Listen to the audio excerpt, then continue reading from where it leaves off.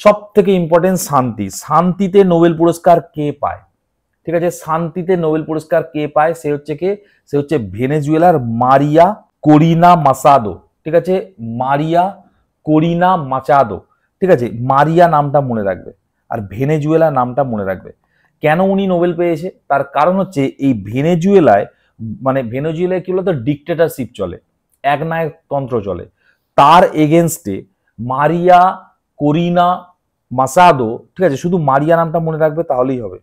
Actually এটা করিনা নয়, করিনো হবে, মারিয়া করিনো মাসাদো। যাই হোক, তো মারিয়া নামটা মনে রাখবে যে উনি কি, উনি হচ্ছে আমাদের গান্ধীজির ভক্ত, বুঝতে পারলে? গান্ধীজির মানে মানে উনি, ওনার বহু টুইটারে গান্ধীজির কথা উঠে আসে, ভাবতে পারলে? তো গান্ধীজির কথা বলে নোবেল পুরস্কার পেয়ে যাচ্ছে শান্তিতে, তো আমরাই গান্ধীজিকে সম্মান করতে পারি না।